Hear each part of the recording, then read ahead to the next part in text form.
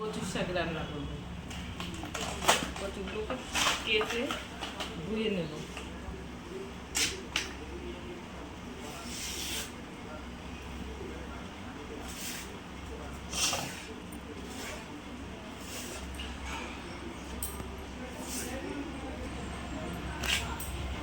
কচুগুলো সিদ্ধ করে নেব।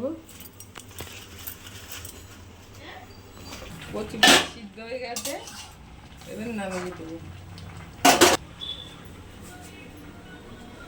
কচু শাক রান্না করবো।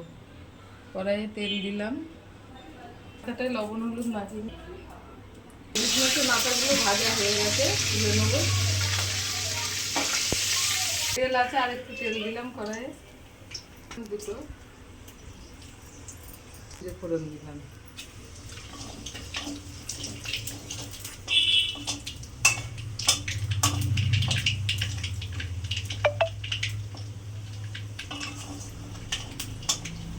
পেঁয়াজ কুচানো আছে, দিয়ে দিলাম।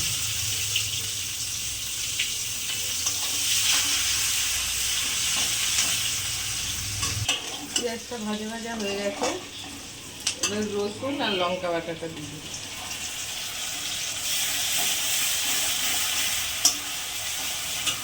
এটা ধুয়ে অল্প জল দিলাম, লবণ দিলাম,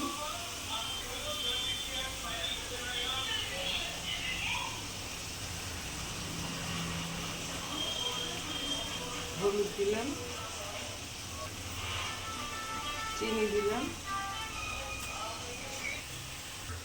ইলিশ মাছের মাথাগুলো দিয়ে দিলাম। সিদ্ধ করে রাখা কচুগুলো দিয়ে দিলাম। এবার 10 মিনিট মতো কষাবো, হয়ে যাবে রান্না।